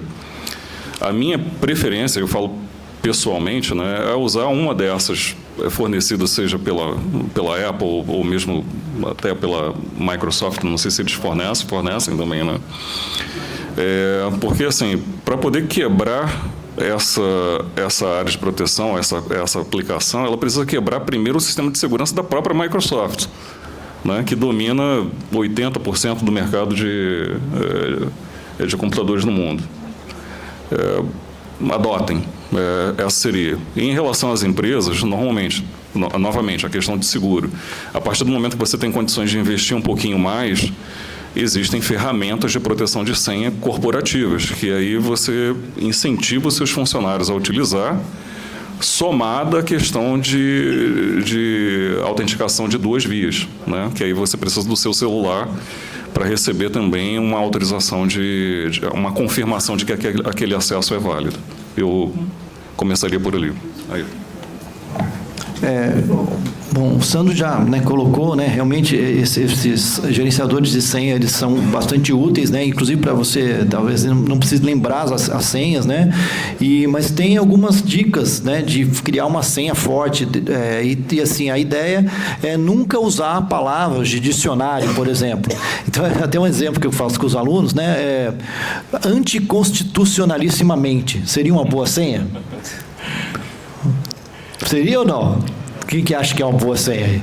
Não sei nem escrever isso assim tão Então, rápido. mas é uma senha grande, né? Então, teoricamente é uma palavra, mas atualmente, né, existem vários ataques de quebra de senha que são baseados em dicionário. E qualquer palavra que você tenha no dicionário, que ela exista no dicionário, ele vai achar, porque ele fica tentando uma lista de palavras. Imagina um arquivo de texto de, 2 GB, muitas palavras. E esses ataques, eles conseguem ficar rodando, né, agora com a inteligência artificial mais ainda, direto. Né, e se você colocar uma senha que tem uma palavra, pode ser em russo, em japonês, em o que for, ele vai achar. Então, a ideia é fazer senha sempre que alguma coisa que você lembre, que não esteja relacionada também com os seus dados pessoais, né? Por exemplo, no caso que a gente comentou lá do ataque que atingiu a defesa civil, a senha da pessoa, né, do funcionário lá que foi quebrada era o CPF dele. Então, ficou muito fácil, né? Então, assim, a ideia da senha é sempre usar caracteres especiais, grande quantidade de caracteres, né, e alternar entre esses caracteres. Assim, tem outras dicas, eu acho que vai demorar muito para falar, mas assim, a ideia é não usar o óbvio, né, tentar fazer várias senhas. Para vocês terem uma ideia, no meu roteador de casa, sendo uma pessoa de tecnologia, eu usei uma frase de um livro numa língua estrangeira, acompanhado no final. A frase, eu estou falando quase, é o parágrafo, na verdade. Acompanhado de caracteres especiais e de números para ter acesso ao meu roteador. Porque se a pessoa tiver acesso ao meu roteador, vai ter acesso ao Fire TV, vai ter acesso às câmeras de segurança da minha casa, vai ter acesso aos meus computadores, e isso naturalmente é algo que eu não quero que seja quebrado. Então eu coloquei para dentro da minha rede, dentro do meu roteador. E se chega alguém dentro de alguma visita em casa, eu tenho uma senha específica para aquela pessoa poder visitar e usar minha rede e tudo mais. Se eu tenho esse nível de preocupação com os roteadores na minha casa, é o mínimo que eu esperaria que as empresas teriam de preocupação com seus próprios roteadores. Ok? E só reforçando a sua mensagem, né, hoje essas ferramentas de gestão de senha, elas já ajudam na geração de senhas fortes. Então, além de você não precisar se preocupar em gerar uma senha muito forte, ela já vai gerar por você, você consegue ainda ter a guarda dessas senhas dentro desses aplicativos. Vai de encontro com a pergunta do Rafael Nolasco. Se ele colocar as chaves SDK ou as chaves de acesso na IA, fica exposto ao risco? Ainda fica. Fica assim. A ideia, né, a gente, hoje, né, as ferramentas de IA, elas têm grande potencial, né, de ataques, e, assim, os algoritmos, eles são seguros, né, geralmente, mas você ainda tem uma exposição, sim, com a IA. Exato. É o cuidado com as senhas e o cuidado com as credenciais, né? Uma grande parte desses ERPs hoje em dia utilizam não é assinatura eletrônica, o certificado digital. O certificado digital ele tem que ser extremamente protegido, igual a qualquer outra senha. Então, né, nessa gama de elementos a serem protegidos, isso entra na SDK que foi comentado. Sim. Bom, falando de dados criptografados agora, a Lia... Bom, a Lia falou, né, sobre... Então, como a gente tinha comentado sobre a computação quântica, existem vários estudos. Como eu falei, a computação quântica, ela ainda não está totalmente capaz de quebrar todos os algoritmos de criptografia que a gente tem atualmente protegendo as comunicações de rede. Mas, o que acontece é que existem algumas coisas que já foram provadas. Por exemplo, a criptografia assimétrica, que a gente usa geralmente, né, para fazer essas comunicações entre cliente e servidor, tem algumas experiências que foram provadas que a computação quântica consegue quebrar isso de forma rápida. E que geralmente, né, a criptografia simétrica, que é a criptografia menos utilizada para esse tipo de coisa, a computação quântica não é tão capaz de quebrar ainda. Mas, assim... isso é questão de tempo, né? E tem vários estudos acontecendo, né? E computadores quânticos vão virar uma realidade e com certeza vai ter que haver uma nova, né, adaptação aí dos algoritmos de criptografia na proteção desses dados. Um outro aspecto em relação à sua pergunta ali é sobre a questão de governança. É o que proteger e o que ser governado também. E que, naturalmente, pode vir a sofrer, né, ou ser utilizada a questão da criptografia. Eu havia comentado anteriormente, né, que dados sensíveis, né, pessoais, né, por exemplo, empresas ligadas à área de saúde, os dados pessoais em relação a condição de saúde dessas pessoas precisa ser extremamente protegida e criptografado se realmente a empresa estiver segura de que esse dado tem que ser mantido. Que a primeira decisão que a empresa precisa ter hoje em dia, baseado na nossa legislação de privacidade de dados, é se o dado tem que ser armazenado de que forma. Porque se o dado não precisar ser mantido, não mantenha. E por que isso precisa ser reforçado? Porque anteriormente a gente achava que tinha que guardar todos os dados, né? O endereço, o CPF, o nome da mãe, o nome do pai. Por que você precisa do nome da mãe e por que você precisa do nome do pai da pessoa? Existe alguma validação realmente necessária para que isso seja mantido? Mas é importante ter. Por quê? Lembra a questão da dúvida que eu comentei com vocês? Duvidar, né, ser suspeito em relação a... Isso também vale para os dados que estão sendo mantidos na empresa hoje em dia. Tudo bem? Obrigada. O André, da Altec. Cadê o André? Oi, André. Bom dia. Ele tem uma dúvida também sobre o uso... Pequenas como grandes, e grandes principalmente, com relação a você utilizar os dados. Acho que até alguém comentou, acho que a gente estava conversando lá, você pegar, por exemplo, o funcionário quer resolver um problema da empresa e manda uma foto de um contrato, alguma coisa, e põe no chat GPT, né, ou manda esses dados da empresa e acaba comprometendo, né, a confidencialidade daqueles dados. Atualmente, por exemplo, na Microsoft, por exemplo, ela tem umas adaptações, né, do Copilot que fica interno da empresa, e aí uma inteligência artificial interna da empresa para que isso não aconteça, né, para que esses dados sejam tratados de forma segura num ambiente controlado, né? Então isso é uma preocupação. Não sei se o Sandro quer comentar alguma coisa, mas deve ter, com certeza. Eu diria que são duas camadas. Tem a parte das plataformas de IA corporativas, né? Seja o Copilot, seja o Claude, seja o Grok, seja qualquer uma que a empresa, ou várias que a empresa decida estar trabalhando. É importante ter, junto com a arquitetura de tecnologia, uma separação desses ambientes, para que dados sensíveis da empresa não sejam capturados por essas empresas para conseguir serem usados como objetos de treinamento. E isso é algo configurável e precisa ser observado, auditado, para que continuamente permaneça essa barreira entre a saída de dados e a entrada de dados. Esse é um elemento.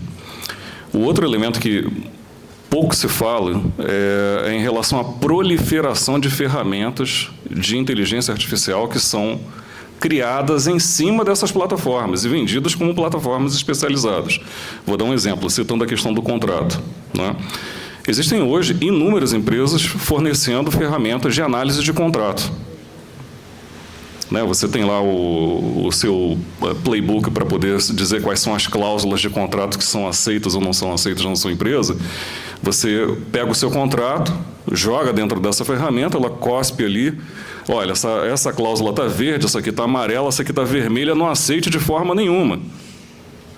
Mas o dado que você compartilhou com aquela ferramenta permaneceu dentro dos seus limites digitais na sua empresa ou está sendo comunicada com essa empresa de IA para poder ser usado como base de treinamento? Então, não é só a escolha necessariamente da plataforma de IA que você está usando de uma forma geral, mas também as especializadas que vocês venham a selecionar para poder resolver um problema específico dentro da sua empresa. Então, essas duas dimensões precisam ser cuidadas igualmente com muito carinho. E mais uma coisa. Quando vocês compram essas ferramentas, isso precisa estar muito bem estabelecido nos contratos que vocês têm com esses fornecedores. Tá? Muitas vezes a gente vai usar o contrato do fornecedor, o nosso contrato padrão dentro da empresa, e ali não está escrito qual é o nível de risco e o nível de utilização que, de fato, esses fornecedores podem ter acesso dentro da empresa. Tudo bem? Quer complementar alguma coisa? Não? Eu vou aproveitar, vou linkar aqui com uma pergunta do Mamed. Cadê? Mamed? Aí, obrigada. Então, né, a gente está falando de proteção de dados. Servidor cloud ou local na empresa? Começa. Bom, pessoal, eu tenho uma certa experiência, né? Eu tenho algumas certificações de computação em nuvem, tenho da Google, tenho da Microsoft, tenho da AWS. E todas essas empresas, né, eles provêm, né, serviços, né, de vários tipos, serviços de nuvem, inclusive de armazenamento de dados para outras empresas. Tem empresa que prefere deixar os dados localmente na empresa, né? Eu não confio em nenhuma plataforma, eu quero meus dados aqui da empresa, no meu servidor. Atualmente, eu acho, né, assim, que vale a pena você ter um backup em uma dessas plataformas, qualquer uma delas que seja. Por quê? Porque a preocupação, né, da Google, da Microsoft, da AWS, eles têm uma estrutura muito ampla, né, de segurança, né, e eles estão preocupados assim, com as últimas tecnologias para manter os dados do cliente, até porque isso, né, o data center, ele vive disso, né, ele vive de fornecer os serviços.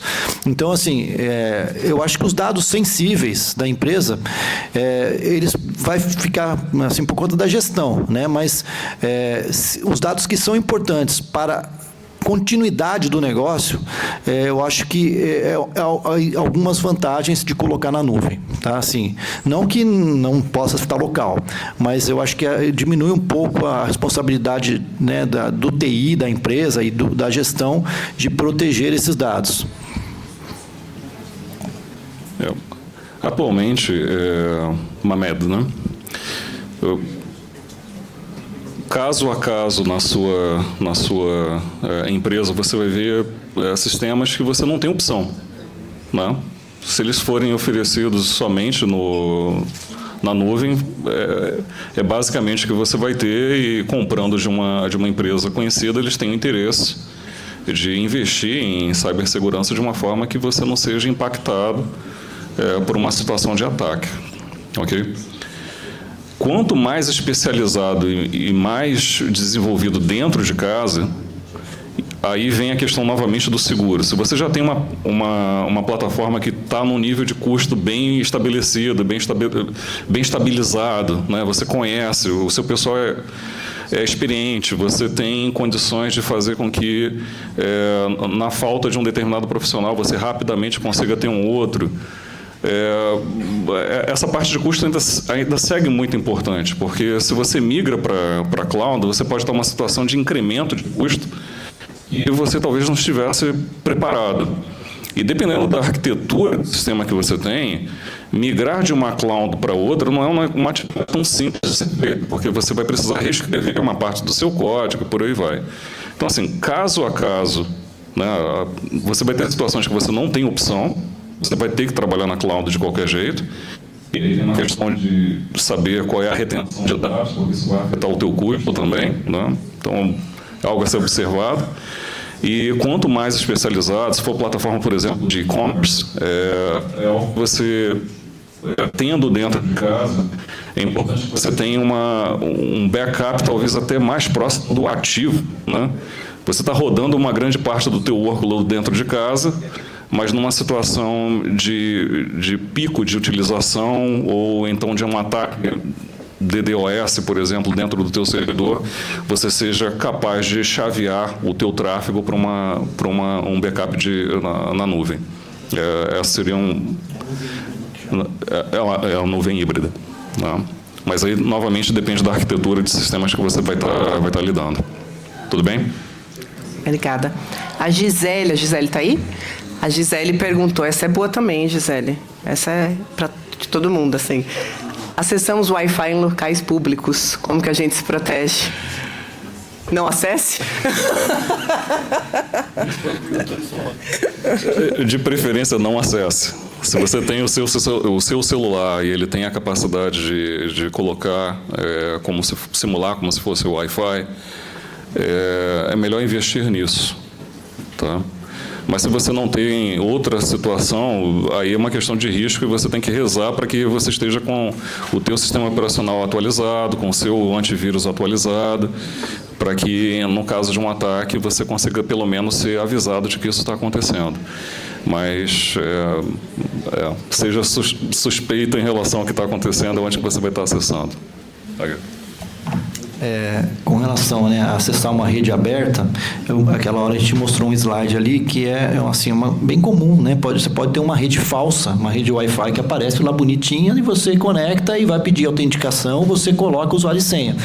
E assim, nesse caso, se você precisar colocar, uma coisa fundamental é você ter a autenticação de 2 fatores. Porque se no caso dessa rede ser falsa realmente e você ter os seus dados coletados, seu usuário e senha, com a autenticação multifator, você, assim, não vão ter acesso aos seus dados. E você, inclusive, vai perceber que você foi invadido, porque provavelmente vai chegar algo no seu celular lá, é você mesmo que está tentando acessar. Então, assim, a autenticação multifator, ela consegue reduzir bastante, né, o risco aí de roubo de credenciais. Isso, eu vou emendar uma pergunta minha agora, tá? Só complementando, para você ter uma ideia, o meu uso no Outlook pessoal, na minha assinatura, cerca de 30, 40 tentativas de acesso diárias. E que de vez em quando, agora ele já consegue até filtrar, porque antes eu recebia as notificações no meu celular. Né? Hoje acontece uma vez ou outra, porque ele já consegue entender qual é a geografia que eu estou, né, a localidade onde eu estou acessando, e ele só tenta me notificar se for uma localidade aqui de São Paulo, que também tento. Okay? Mas se for de qualquer outra parte do mundo, eu não recebo nem a notificação. Daí a importância de você estar trabalhando com fornecedores confiáveis, né? É um investimento na sua própria proteção. Tudo bem? Eu vou emendar com a minha pergunta. A gente está viajando. Aí você está lá no fim do mundo, não tem acesso ao celular e você depende do Wi-Fi do hotel. Como é que a gente faz a gente precisa trabalhar, acessar o computador, essa autenticação tem que ser nos softwares que eu uso, como é que a gente garante realmente, porque a única Wi-Fi que eu vou ter é aquele disponível do hotel, eu não tenho o que fazer, preciso seguir a vida. Então, como é que a gente faz? É exatamente isso. Você tem que... A tua primeira camada de proteção é o seu computador e a sua certificação de 2 fatores. Se você tem isso, você já está 80% protegido. Né? Aí vai muito na vida corporativa, a gente acaba viajando para hotéis que normalmente são de redes confiáveis, Sheratons da vida, os Hiltons da vida. A chance desses hotéis quererem ser invadidos é muito pequena. Mas em hotéis menores, vocês saibam que às vezes é bom ter um investimento no pacote de dados internacional, né, ao invés de ter que acessar num Wi-Fi que não seja confiável. Aí. Eu tenho uma sugestão. E às vezes precisa ter 2 dispositivos. O dispositivo de trabalho, então hoje, carteira digital, os documentos estão todos no celular. Eu, por exemplo, quando eu saio para fazer os pedais, eu não levo o celular principal, eu levo o celular do pedal. Porque ele é só ligação com o WhatsApp, mais nada. Exato. Então eu levo o celular do pedal, um dinheirinho ali, um cartão que é um banco secundário, mas não levo o principal. Então em situações que você saiba que existe um risco iminente, não use o dispositivo principal, use um secundário. Leva um outro notebook, um outro celular. Se aquilo sofrer algum tipo de ataque, você fala, o impacto aqui é mínimo. Isso é excelente. E em empresas maiores, por exemplo, dependendo do país que você está indo, você não pode levar nem o seu próprio celular. Você recebe um celular específico para poder entrar naquele país, porque é sabido que vão tentar, né, fazer todo tipo de acesso para poder ter acesso à companhia. Então, É observar e suspeitar. Observar e suspeitar. Sim. Já que Wagner falou, vou pular para a pergunta dele. Atualização de dispositivos. E as câmeras de monitoramento? Bom, pessoal, a câmera de monitoramento, elas também podem ser consideradas um dispositivo IoT, né, que ele é conectado na sua rede, né, na rede ou corporativa ou na rede da sua casa, e eles são realmente uma porta de acesso. Estou um exemplo, né, assim, esses dias eu instalei algumas câmeras no ambiente, mas algumas dessas câmeras, elas têm já uma preocupação com o acesso. Tanto é que se você reconfigura a câmera, ele te obriga a criar uma nova senha. Então, assim, esses dispositivos devem ser atualizados. E ele tem um firmware simples, né? Assim, mas algumas câmeras, as mais simples, elas são mais suscetíveis. Mas tem algumas que já têm um mecanismo maior, né? Assim, até porque também existe uma espécie de uma central, né? Que você consegue fazer a configuração da câmera. E aí já tem uma certa segurança implementada em algumas delas. Aí vale você fazer uma pesquisa, qual câmera que você quer instalar e qual é a utilidade que vai ser feita dela. Quanto mais genérica, mais fica o custo na sua de segurança, né? Então, escolher o fornecedor que vai estar provendo essas informações é importante, porque vai estar dentro da sua casa, da sua empresa. E dependendo do local, pode ter acesso a informações confidenciais que você não quereria ter vazado para um ambiente fora, né? Às vezes o barato sai caro, né? Às vezes compensa muito mais você contratar uma empresa especializada naquilo do que você querer fazer de modo caseiro, comprando as câmeras que nem sempre a gente sabe como atualizar, como criar a segurança delas. Na economia a gente fala que... Tinha um professor meu que me falava que não existem soluções, só existem trade-offs. Então, toda vez que você escolhe uma determinada coisa, pagar menos sobre determinada coisa, você vai ter que gastar mais em uma outra coisa, né? Então, são escolhas, façam escolhas conscientes. Legal. E quando a gente recebe aqueles e-mails, seu sistema foi invadido, como é que a gente sabe se é real, se é um golpe? Como é que a gente checa a veracidade? Pergunta do Pascotto. Primeiro, além de suspeitar, né, e de cuidar, é não entrar em pânico. Uma grande parte desses e-mails, eles não significam nada, né? Mas eles te criam o senso de urgência e talvez em determinado momento, se for muito personalizado, de desespero, para que você clique no link que o criminoso quer que você clique, né? Então essa observação que você precisa ter.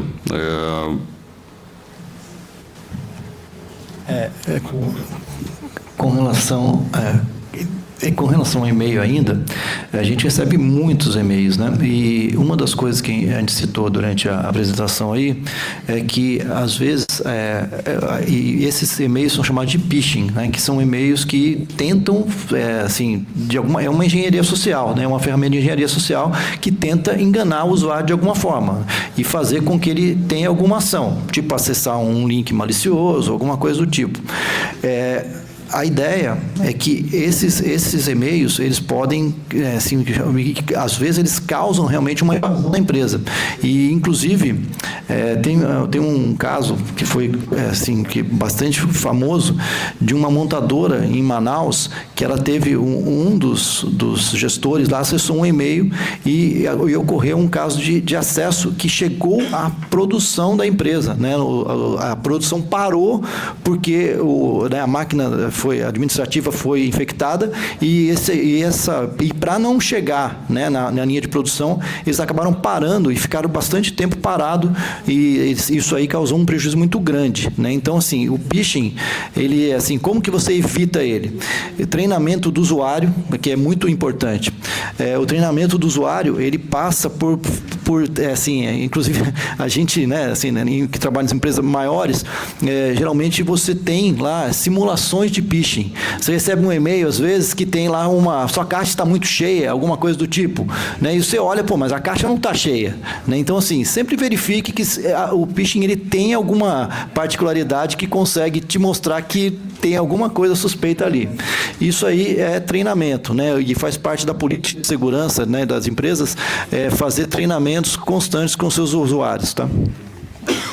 E quão mais vocês se precaverem em relação a proteger os ambientes que vocês utilizam, né? Por exemplo, bancos, né? Se você já protegeu o seu banco com senhas fortes e com a certificação de 2 caminhos, né? A chance de você receber um e-mail e entrar no desespero é muito menor, né? O seu senso de urgência diminui. Porque você já protegeu o teu e-mail, já protegeu o teu internet banking, já protegeu, né, qualquer outra operadora de serviço. Então, assim, tá, mas isso aqui está me gerando um senso de urgência que eu tenho lá no meu coração a tranquilidade de que teria que ter quebrado, o cara teria que ter acesso ao meu celular para conseguir ter tido acesso do que ele está dizendo que teve.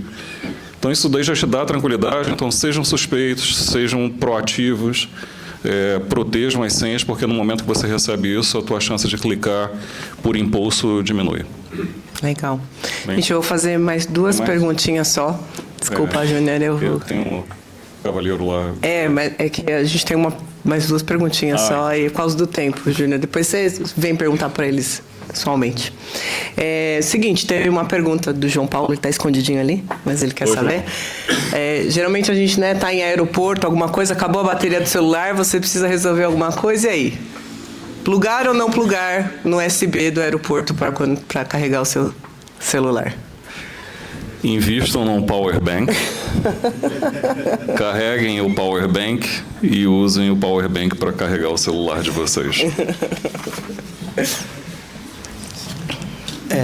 Pessoal, hoje, né, existem vários dispositivos, microdispositivos muito pequenininhos que a gente chama de keyloggers, né, que assim, eles podem ser, e geralmente os keyloggers físicos, eles são mais perigosos ainda, né, inclusive até tem alguns deles que, por exemplo, parece um pendrivezinho, ele conecta atrás na porta USB do computador e o teclado vai por cima dele. Se você não perceber que existe aquela intermediária entre o seu computador e o teclado, aquele capturar tudo que foi digitado, né? Então, assim, tem muitas ferramentinhas, né, pequenas assim que podem ser usadas para capturar dados. Então, quanto a gente mais puder evitar, né, de conectar fisicamente um dispositivo, é melhor, né? Então, assim, é um risco e o risco aumenta quando a conexão é física, né? Então eu vou fazer uma pergunta para vocês dois responderem em conjunto, tá? Vocês assumiram a gestão de uma empresa média que não tem nada de cibersegurança, nada. Em 90 dias, quais são as 3 primeiras coisas principais, o que não pode deixar de ser feito nesses primeiros 90 dias de implementação? Quer começar? Lembrem-se que 80% dos ataques acontecem pelo básico. Façam o básico bem, que a chance diminui bastante de que vocês vão ter um ataque. Então, assim, eu começaria pela questão de procedimentos, né? Todo o inventário da empresa, todos os computadores, todos os tipos, toda a parte de atualização dos sistemas, toda a atualização de sistemas operacionais, se as licenças estão válidas, né, as credenciais e tudo mais. Porque se a parte de segurança está bem estabelecida, o restante fica um pouco mais tranquilo. E ter políticas de segurança bem escritas, não é só na cabeça do dono, né, na cabeça dos gestores. Ter por escrito e determinadas políticas ou formas de trabalhar dentro da empresa, elas precisam estar formalizadas e integradas, inclusive, ao contrato de trabalho, pessoal. Não são coisas que podem ser só questão de treinamento. Elas são tão sérias hoje em dia que você não pode deixar aquilo por um acaso. Ela precisa ser conversada e aquilo precisa ser esclarecido no momento em que a pessoa está se integrando à empresa. Tá? Então, esses cuidados em relação aos softwares, em relação às políticas básicas, elas precisam estar estabelecidas. Eu vou deixar você complementar. Então, pessoal, na hora que eu fiz a pergunta, eu lembrei desse slide aí, que é o slide, assim, um plano de ação básico, tá? Se a gente não tem nada na empresa, começa por isso aqui. O MFA obrigatório em tudo. Tem, né, tem várias ferramentas da Microsoft, por exemplo, tem aquele Authenticator, Google também tem, e aí, então, você pode implementar, né, em todos os sistemas da empresa isso. Por exemplo, eu vou acessar um e-mail, a hora que eu ponho minha senha do e-mail, vai chegar para mim no celular para eu confirmar lá se realmente sou eu. Isso aí é o principal, porque como a gente falou, né, o elo mais fraco é o humano, né? Então, assim, o elo mais fraco da segurança geralmente está relacionado em você, então, a autenticação em 2 fatores, mesmo que você caia num golpe, ela reduz muito, né? Então, assim, é a primeira coisa. Senhas fortes, ela pode fazer parte da política de segurança da empresa, né?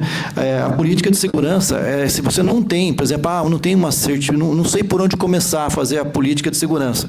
Existe uma normativa chamada ISO 27000, que é a ISO 27002 específica, ela tem os controles. Então, por exemplo, você identifica quais os processos que são importantes dentro da sua empresa. O que são processos importantes? Aqueles processos que, se pararem, comprometem, né, a empresa, né, comprometem a continuidade dos negócios.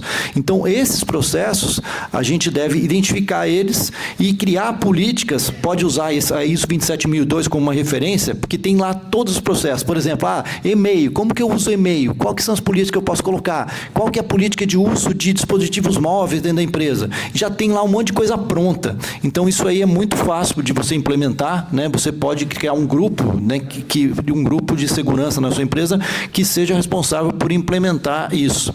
Que, assim, nas empresas pequenas, que geralmente às vezes não tem essa visão, às vezes não acha que, né, eu sou muito pequeno, não preciso. Dá para utilizar e o custo não é muito alto para fazer isso. Muito obrigada. Pessoal, nosso tempo acabou. Licença um pouquinho. Não é uma pergunta, na verdade eu quero compartilhar algo que eu acho muito importante para todo mundo. Eu tenho uma empresa e no meu banco, pessoa jurídica, chega todo mês R$2.000 de cobrança aqui para mim, Sebracom empresarial, 595, e deve informações tributárias para a empresa, 719, Speed Tecnet, R$783, R$2.000 por mês. Nunca fiz cadastro, nem sei quem é. E se eu não me atento a isso, eu vou lá, pago o boleto de R$2.000 por mês, sendo que a conta nem é minha. Então fiquem atentos, porque isso aqui é muito importante, é pegadinha, como eles estão falando. Se você não se atenta, você vai pagar um boleto que nem seu é. Obrigada, Júnior. Obrigadão. Gente, acabamos. Quero agradecer ao Ayrton, quero agradecer ao Sandro, quero chamar o Eduardo Piloto, que vai entregar aqui uma lembrança da SEC para vocês. Agradeço a todos os presentes.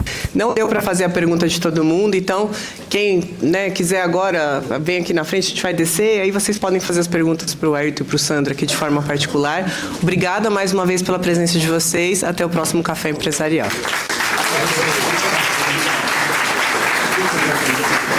Ai, gente, peraí, eu esqueci de agradecer uma pessoa importante. A Bianca, ela fica escondida aqui, tá? Ela é a minha assistente, minha dupla, minha continuação no meu braço aqui. Vamos bater palma pra Bianca também. Obrigada. Ficou com vergonha. Toda hora tem um recadinho. Pessoal, o café ainda está servido lá, tá? A gente pode bater mais um papinho agora lá embaixo. Obrigada. Obrigado.